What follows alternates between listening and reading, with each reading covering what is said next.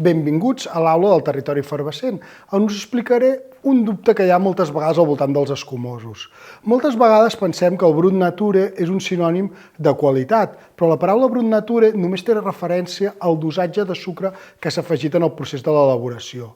En el procés final de l'elaboració, totes les ampolles passen un procés de desgoig, que vol dir de treure els sediments i canviar el tap de suro que hi havia. En aquell moment que canviem el tap, que normalment és tap corona, el passem a un tap de suro, en aquell moment hi podem afegir un licor d'expedició. Si no hi afegim licor d'expedició, l'anomenarem brut nature. I quan posa brut nature a l'etiqueta, voldrà dir que serà totalment sec, però llavors és realment més bo. Potser sí, potser no, però només la informació que ens dona brut nature és que és totalment sec. Però llavors pot portar a l'etiqueta la paraula extra brut, com seria en aquest cas, que posa extra brut. L'extra brut, en el moment del desgoig, hi afegirem una miqueta de sucre. Segons la normativa, és màxim 6 grams per litre de sucre. 6 grams? Què són 6 grams? Doncs mira, he agafat la bàscula, he agafat un terrosset de sucre, l'he pesat i justament són 6 grams. Per tant, aquí afegiríem aquest terrosset de sucre, el posem a dintre de l'ampolla. No, tot el terròs no, perquè estem parlant d'un terròs per 1 litre. En canvi, les ampolles són de 3/4. O sigui que hi hauria 3/4 parts del terrosset que portaria aquest producte extra brut. Però això és el màxim, que normalment aquest producte està entre 3-4 grams, o sigui que no arribaria ni al mig terròs, però el màxim perquè posi l'etiqueta extra brut són 6 grams per litre de sucre. O sigui, extra brut.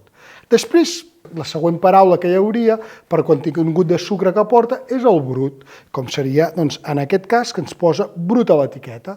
Doncs un brut és màxim 12 grams, o sigui que pot anar de 0 fins a 12 grams, o sigui que podria anar, doncs, un brut nature, com hem parlat abans, podria estar etiquetat perfectament com un brut, perquè va de 0 a 12 grams per litre. 12 grams per litre? Doncs 2 terrossos a dintre dos terrossets, doncs hi posarem aquests 2 terrossets a dintre de l'ampolla i serà aquesta quantitat. Sembla molt, però no és gaire, perquè un terròs normalment el posem a dintre d'un cafè, que la dosi del cafè és molt petitoneta en comparació d'aquí que estem parlant d'un litre.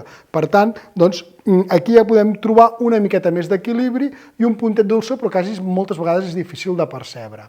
Després utilitzem el mot extra sec o extra dry, que aquí ja va de 12 fins a 17 grams per litre, o sigui que ja afegiríem un altre terròs. Aquí al Penedès s'utilitza poquet aquest terme extra dry, però el Prosecco a Itàlia, que normalment són productes més dolcets, ja són amb aquest terme extra dry, que ens porta en confusió, perquè veiem extra dry, sembla molt sec, però no, té més dolçor que un brut.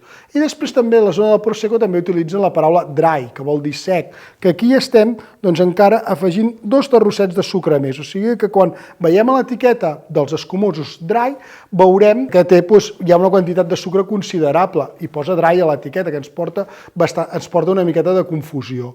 I llavors aquí hi ha un dels termes que són habituals que moltes vegades no es vol consumir perquè sembla com que sigui de mala qualitat, però per depèn de quins maridatges tenim el producte que és el semisec, que el semisec, doncs com veiem en aquesta ampolla, un semisec ja té de 32 a 50 grams per litre. O sigui que normalment estaríem aquí, aquí ja tenim 6 terrossos, doncs en podem anar perfectament amb 7 terrossos de sucre, que és el que tindria un producte semisec. Que aquest producte ens lligarà molt bé ja per acompanyar postres i quan el tastem sols notem la dolçor, però quan ho acompanyem amb un pastís o amb un gelat veiem que ens lliga molt bé i ja no hi trobem tanta sensació de dolçor.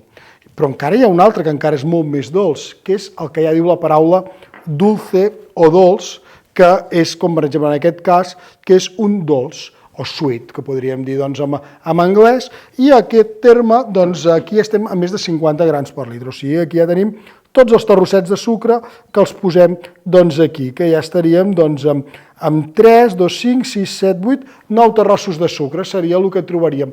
I hem de pensar que aquests 9 terrossos serien els 54 grams per litre, que aquí és el que posaríem, però sempre hem de pensar que les ampolles són de 3/4, per tant, és una miqueta menys que hi posaríem 3/4 parts dels terrossos. I aquest també, com he parlat del semi, també seria un producte per acompanyar postres, que aniria molt bé amb acompanyar pastissos, i també amb les xocolates, que també són productes, la xocolata, la que té una mica de dolçor, també ens hi lliga molt bé.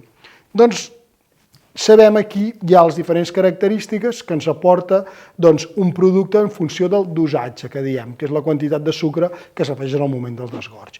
Per tant, recordo, tenim un dolç de més de 50 grams per litre, tenim un semisec que va de 32 a 50 grams per litre, després tenim el brut, que seria de 0 a 12 grams per litre, l'extra brut, que és de 0 a 6, i el brut nature, que podríem dir que és totalment sec, sense cap sucre afegit en el moment del desgoig. L'únic que sempre hi ha permès que es pot haver 3 grams per litre, que és els 3 grams per litre que poden quedar sucres residuals que no hagin acabat la fermentació.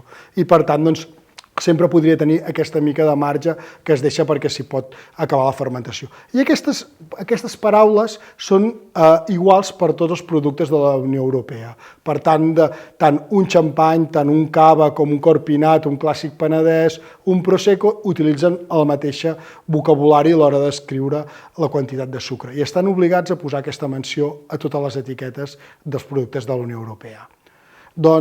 Espero que us sigui interessant aquesta informació, a gaudir de les bombolles, salut i bombolles.